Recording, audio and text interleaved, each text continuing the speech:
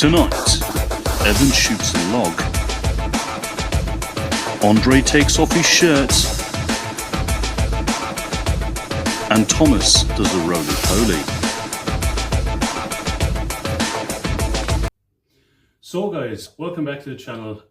We are back after a little bit of a break. I do apologize, I was on holidays, so uploading videos was quite difficult while I was there, but we're back. And my God, we got some stuff to talk about, some serious stuff to talk about. The Strongest Man on Earth 2025 is just after happening, today, a week ago actually. And we are going to discuss what happened event by event before we go through who won it and, you know, who did well and all that stuff. We'll break it down, get into it, because it was quite an interesting show, I will say, between injuries, upsets, new records, people just overperforming. Like, it was absolutely crazy. So event one, on day one, we had the max log press. Now, each athlete had 3 attempts and they could pick their own weight. So there was no, like, what's the word I'm looking for? There was no set weights, there was no set jumps, so they could do whatever they wanted, really. They could go down to like half-pound differences, so they could literally do whatever they wanted. So it was ideal. So two guys that were getting talked about a lot coming into this event were Trey Mitchell and Lucas Hatton, both of which were talking about breaking the American record or even potentially breaking the world record. So there were a few attempts at this American record. So the American record stood at, what was it, 478 pounds. Trey went out on his second attempt, failed 482 pounds due to just it slipping on his chest. He couldn't get the rack right. It turns out it was just lack of chalk on the actual log itself was catching him for some reason. Then Lucas Hatton went out on his second attempt, smoked 482, no problem to him. Trey then went out on his final attempt, hit 485, raising the American record by 7 pounds.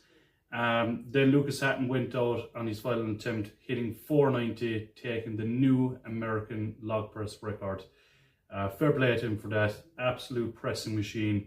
I mean, not surprising really that he took the event win there. It was either going to be him or Trey, and to be honest, I was thinking more than likely Lucas, so fair play to him for that. Just to speak on Tom Stoltman, as a Stoltman fan over here, Tom went out and he took 4th in this with 205 kilos. Off to a great start in the comp. And actually, he physically was not in the best shape at the time, and we're going to talk a little bit about that as the events go on. So event number 2 then, we had the frame carry into the arm over arm. Now, this is where a bit of controversy started happening as regards to equipment malfunctions.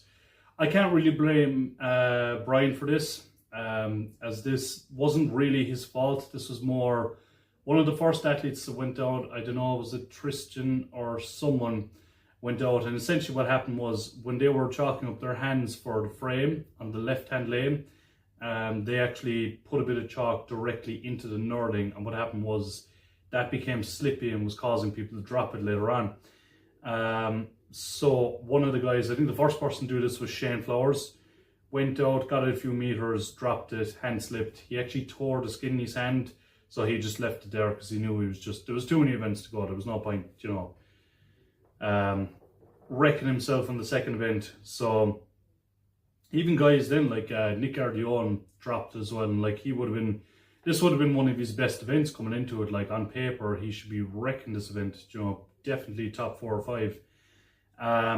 Tom went out then, he luckily got someone to go out and get a wire brush and actually knock off all the chalk off of that knurling. So it definitely helped him a good bit on the frame. He actually dropped it slightly before the line, shot off, went to the rope, then was told to come back, came back, shoved it over, went back and finished the arm over arm. And I think he placed 7th overall in that event, which was a pity because I had him coming like 2nd, maybe 3rd in that event. Like 1st would have been exceptional. Not impossible, but I thought 2nd or 3rd probably. So 7th because of a silly little mistake like that was a bit annoying. I don't think I'm going to blame Tom personally on that one, as his bicep was actually causing him a bit of discomfort coming into this competition. Just to briefly go over it, essentially what happened was 2 weeks before the comp, he was doing a heavy Atlas stone training session, and he attempted a 265 Atlas stone on the same day that he had given blood, and because he was trying to cram in training because the following day he wouldn't have time or something. And what happened was he burst, I believe, a blood vessel in his arm while doing that, and there was blood pooling in his arm, and he got it checked out, and there was no major damage done. He came to the competition, and as you can hear from what happened so far, it was affecting him slightly on some of the events, which we're going to get to a little bit more, as I said already, in more of the events. But this was kind of the first sign of, okay, something's not 100%. I think his grip was being affected by it slightly. So yeah, that was the frame carrying to arm over arm. Anything else happened there? Yeah, that was pretty much it. And then to event 3, we had the keg toss. So for the keg toss, it was for max weight. This is where we really started to see the difference with Tom, because he was swearing down to everyone. He was like, yeah, I'm going to get 100 pounds. If you want to make it 100 pounds, I'll do 100 pound keg. No problem. That's not what ended up happening at all. Tom went out, I believe the starting weight was like, I think 55 they were like warming up with, then there was 60, he got that, 65, fine, 70, he got that. And then I think he failed at 75 pounds, which was shocking. When I was watching it, I didn't know about his bicep at the time, and it just looked like he didn't give it enough effort. And I was like, come on, man. Like, you're going to talk all the smack about doing 100 pounds and now you're going to come out and just fail 75? Like, what's going on here? Little did I know the bicep situation, and what actually happened was when he was at the release point of the keg, he couldn't put in enough power without aggravating his biceps. So, I mean, there really wasn't much he could do there. I mean, he could have potentially done 80 or something and tore his bicep off, but what would be the point in that when you've 5 events to go? It's just pointless. There's no point doing that. So yeah, so a bit of a pity with Tom, but other guys who did really well there, to be honest, they were saying that the best throwers normally for speed or for time or whatever mightn't necessarily be the best for weight, but it actually kind of shook out that way in the end regardless. You had Shane Flowers doing really well. Tristan Hoth did really well. I think he was tied for second. And Maxime Boudreau took the event win at 80 pounds. So it kind of, generally speaking, did pretty much the same. I think Nick Gardion did pretty well here too. So yeah, no kind of major surprises there other than Tom. He was the biggest surprise, but again, we know why that happened. Event number 4, we had the manhood stones. So again, banker event for Tom Stoltman. He went out there, he did the 500 stone for 1. No problem to him, didn't look difficult at all. Then he went to the 550, and it just looked like it was slipping out of his hands. Now, 2 things I want to mention here, right? Number 1, which I thought was a critical thing. Tom did not wear Atlas stone sleeves or tape of any kind while he was attempting the stone. And this shocked me because I remember him saying last year that, he struggled on stones, whatever, maybe it'd be a good idea to try tape, or something like that. Just see if it would make a difference, because those stones are different. So when I saw him coming out, I was like, no, like, come on, man. Like, you had a year to plan for this. Like, this is basic stuff. But again, not knowing about the bicep. He did say he tried the 550 and like he was getting desperate pain in his arm trying that as well. He went back, tried the 500, and what happened was a lot of people were saying that the 550 stone was very slippy, like it was sweat or something all over it. It just didn't have the same stick as the 500, and apparently the 450 was meant to be quite similar. But he couldn't get a second one of the 500, unfortunately, so he just got out with 1. Bryce Johnson, on the other hand, taking the event win with 2 reps of 550. I'm pretty sure he was definitely the only man in the line to do 2 of 550, as far as I know. Might have been the only one to do 550, but yeah, my God, that's some going by Bryce Johnson, you know, given that he's so new to this level of strongman as well. Fair play to him for that, taking the event win there, and also tying with Thor for the manhood stones. I believe Thor did 550 for 2 last year as well, so fair play to him. Yeah, so on excuse me, the end of day one, we had Trey Mitchell, who was leading somehow. Trey Mitchell was leading, Tom Stoltman was in second, and Evan was in third. Now, part of the reason Trey Mitchell was leading was because, I forgot to mention, when he did the frame carry into arm over arm, he actually managed to move the frame, which, and I almost sound sarcastic saying this, I really don't mean it that way. I had said before this happened, I genuinely didn't think Trey would even budge the frame. Like, I did not think it was coming off the ground at all. Based off the last 2 frame performances I've seen of him, I thought, nah, no way. And he actually got it up, and I'd say he moved it a couple of feet, you know, maybe 3 or 4 feet. But at the same time, an 800-pound frame moving that distance for Trey, given the hand injury, is not bad at all. And it was enough to get him in the lead for day one, which is insane, absolutely insane. Like, taking last on an event, out of 4 events in day one, and still rocking up in first, is crazy. I will say though, the points were absolutely all over the place. Like, people were just winning, losing, and just crazy stuff. But anyway, on to day 2. We had event 5, the max trap bar. Now, this is where Evan Singleton was starting to shine.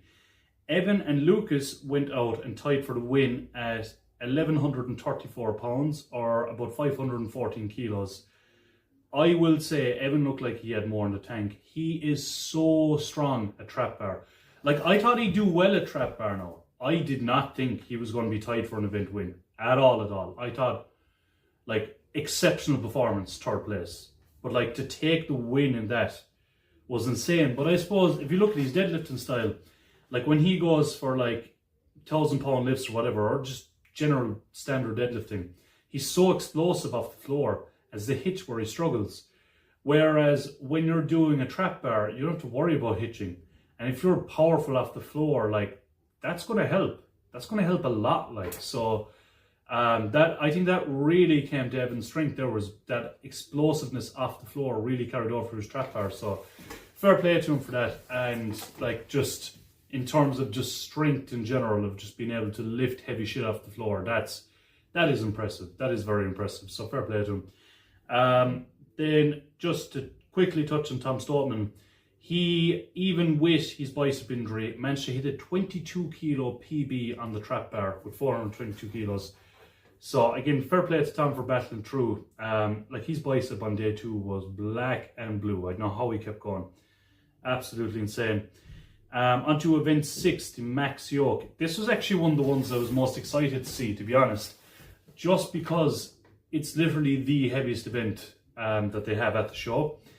And I haven't seen people lifting these weights since the 2014 Arnold's, I think it was, when they did the, I think it was like 1,700 pound, sorry, not 1,700 pound, Jesus Christ, 1,500 pound bale toe.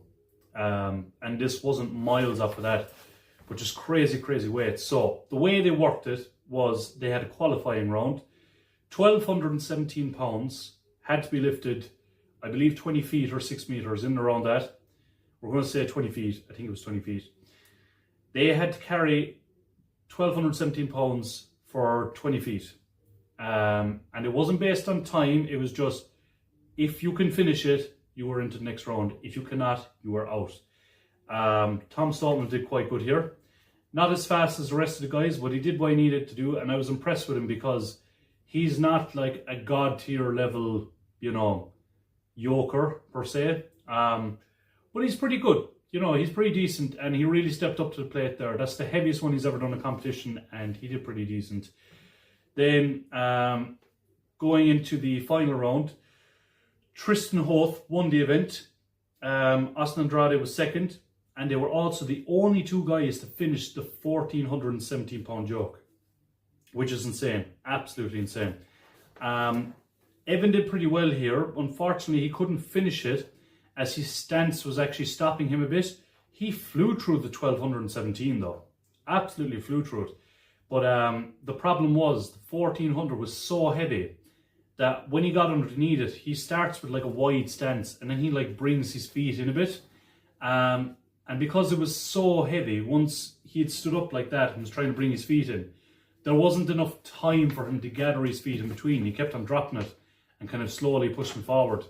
That's the only thing. It was more of a technical error more than anything. Like if he was to do it again, I'd say he'd probably do it with a narrower stance. But any other type of weight, he's just so fucking strong. That doesn't matter. He can just bully it through. So we had Tristan Austin doing really well there. Tom moved it a little bit. I can't remember what he got, but I think he got about like 3 or 4 feet or something, just about budged it a bit, but it was just crazy weight. Crazy weight. So after that, I believe Evan was actually leading going into the 7th event, which was the standing chest press. So, standing chest press, Lucas Hatton came out, won the event with 10 reps or 3 reps of the final weight. Absolutely insane. I had predicted him to do well. I didn't think he'd win it. I had predicted Thomas Evans to take the win there. Thomas Evans was just behind him, joined second with Evan Singleton. They both got 9 reps or 2 reps on the final weight. They did absolutely fantastic, the two of them. Really good. And it was PBs for both of them as well. Absolutely insane. Tom went out there then, Tom Stoltman, and he got 6, I believe. And his tricep then just started pooling with blood. Like his arm was just wrote off completely at this point. So the way the points were shaking out now was Lucas, I believe. Yeah, Lucas was a point ahead of Evan going into the last event. So Evan really had to do well here. He really had to like pull his socks up for this one. So the final event was the front carry into power stairs. So we had a few battles going on. We had the battle between Trey and Thomas Evans for the podium. We had the battle between Lucas and Evan for the title.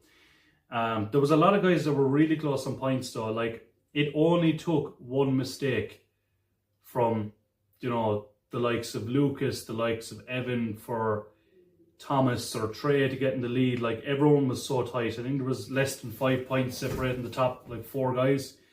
So it was any man's game really, especially with 16 guys there. So first out, I believe we had Maxime Boudreau, who took his 2nd event win there. Then you had Trey and Thomas, who were fighting for the podium. Thomas Evans came out on top. Then we had Lucas, Hatton and Evan. Evan got ahead of him.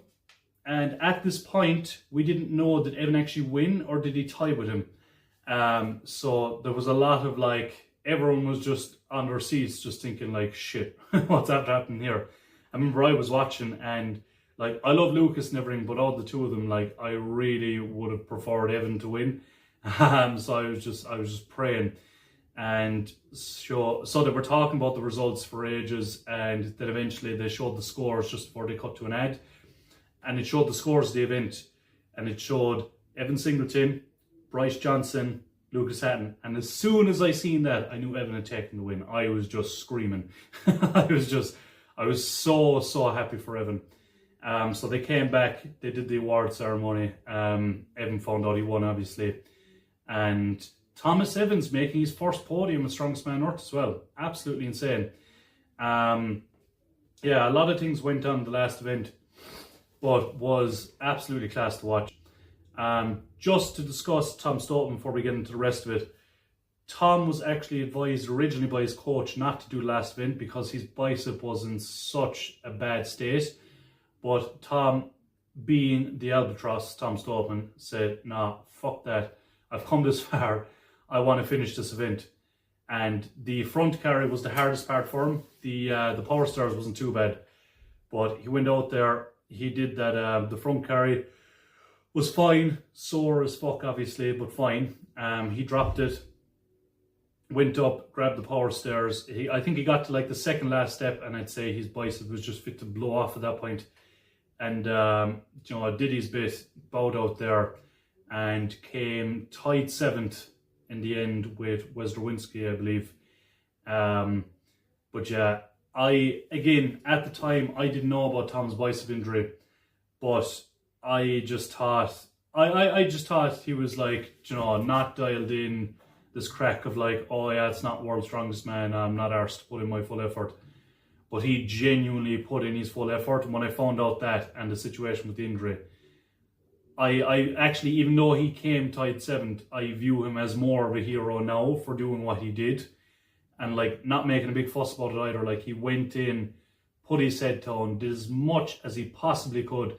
Still had some pretty solid performances on some events like the log, the yoke, and the trap bar as well. Like he hit a few PBs even with this injury.